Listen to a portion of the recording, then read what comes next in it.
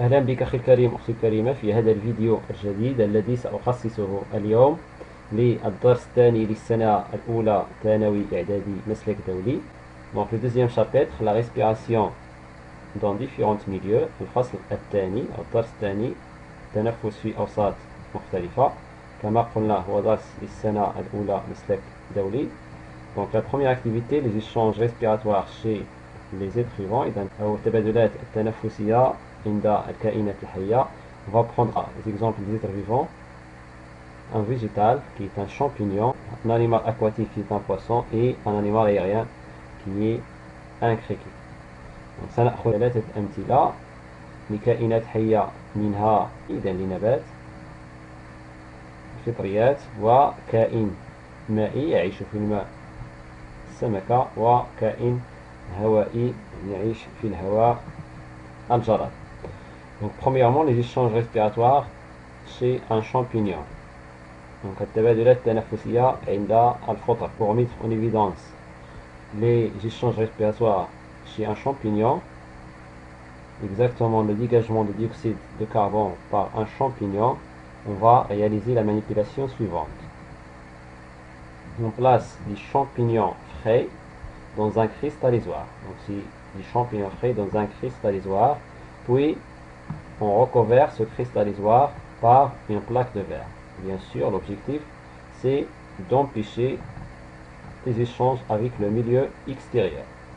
Ce cristallisoire contient aussi un bocal avec de l'eau chaude. Un bocal dont il existe de l'eau chaude. Au bout d'une demi-heure, c'est-à-dire après une demi-heure, on constate, on observe que l'eau chaude qui était au début de manipulation limpide, il devient troublé. Donc, le trouble de l'eau chaude indique l'existence de dioxyde de carbone. Puisque le cristallisoire est hermétique, c'est-à-dire bien fermé, ce dioxyde de carbone est rejeté. On déduit que le dioxyde de carbone est rejeté par les champignons. D'où, donc on conclut que les champignons dégagent, rejettent des dioxydes de carbone. إذن إبراز الغازية التنفسية عند الفطر. إذن نقوم بالمناولة التالية. نضع فطريات طرية داخل حوض زجاجي أو إناء تبلور ونغلقه بإحكام بواسطة صفيحة زجاجية. هذا إناء تبلور يحتوي كذلك على كأس يحتوي على ماء الجير. بعد مرور نصف ساعة على بداية التجربة نلاحظ أن ماء الجير قد تعكر. بطبيعة الحال بما أن إناء التبلور مغلق بإحكام فتعكر ماء الجير يرجع إلى وجود غاز ثاني أكسيد الكربون والفطريات هي التي طرحت. ومن هنا نستنتج أن الفطريات تطرح gaz ثنائي أكسيد الكربون. On place les champignons frais dans un cristallisoire recouvert d'une plaque de verre et contenant un petit bocal avec de l'eau chaude. Au début de l'expérience, l'eau chaude est limpide. Une demi-heure plus tard, elle s'est troublée. Les champignons donc ont rejeté le dioxyde de carbone. نضع فطريات طرية داخل إناء تبلور نغطيه بواسطة صفيحة زجاجية. إناء التبلور يحتوي على كأس به ماء الجير. بعد أو في بداية التجربة ماء الجير صافي. بعد مرور نصف ساعة يتعكر ماء الجير وهذا دليل على أن الفطريات طرحت أو تطرح غاز ثنائي أكسيد الكربون. La deuxième manipulation, donc on va réaliser cette deuxième manipulation pour montrer que les champignons absorbent du dioxygène, O2. Donc pour le savoir, on dispose des fragments des champignons frais, et ces fragments sont des fragments des mêmes champignons qui existent dans un type, et ce type est relié à un type capillaire ou un capillaire à un récipient.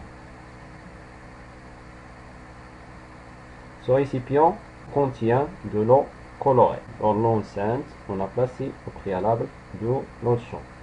Après une demi-heure, on constate que l'eau chaude est troublée et le niveau de l'eau colorée a montée. Donc on a deux résultats. Le premier c'est le trouble de l'eau chaude.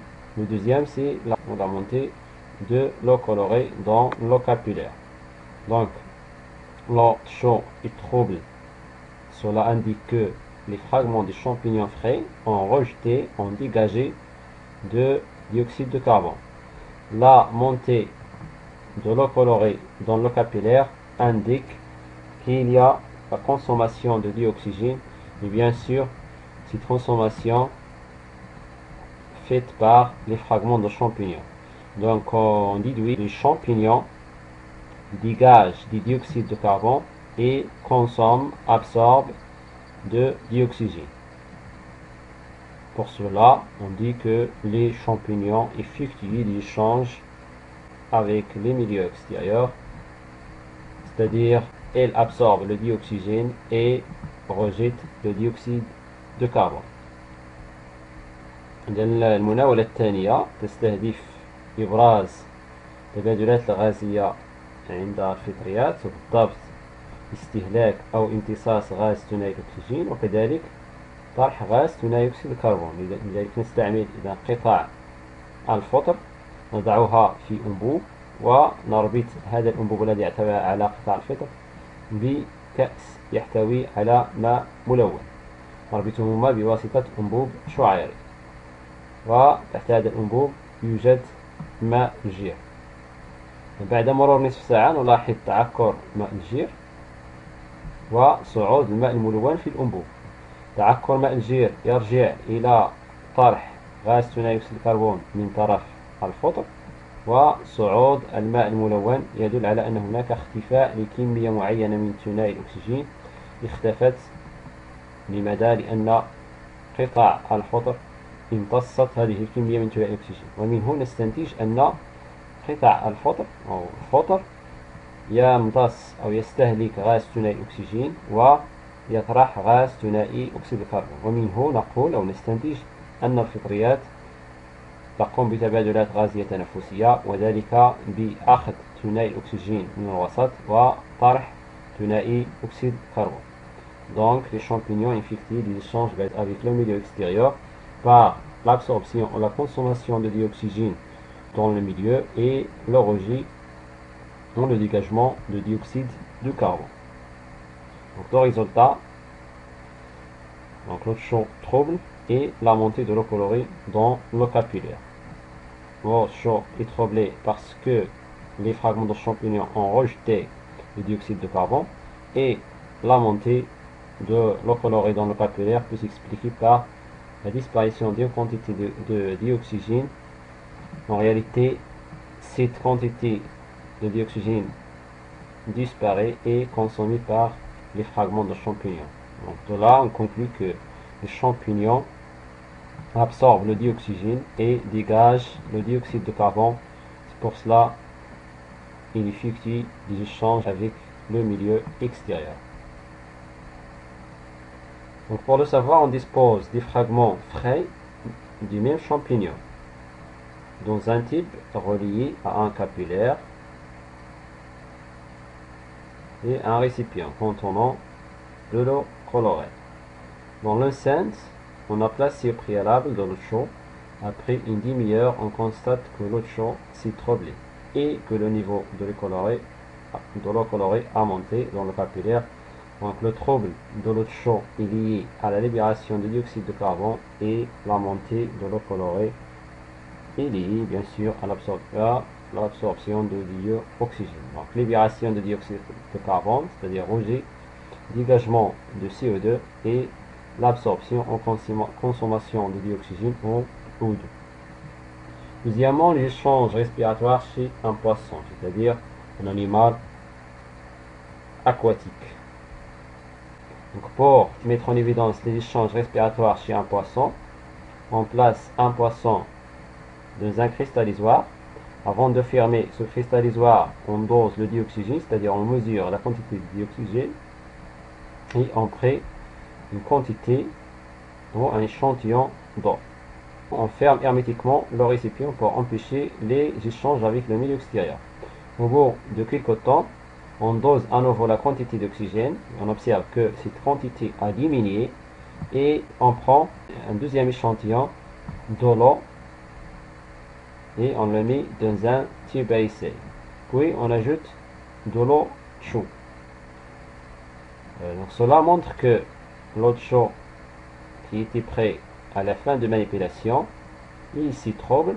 Donc cela indique qu'il y a l'existence de dioxyde de carbone. Donc le poisson a rejeté, a dégagé le dioxyde de carbone. De même, la diminution des quantités d'oxygène indique que le poisson a consommé, a absorbé le dioxygène.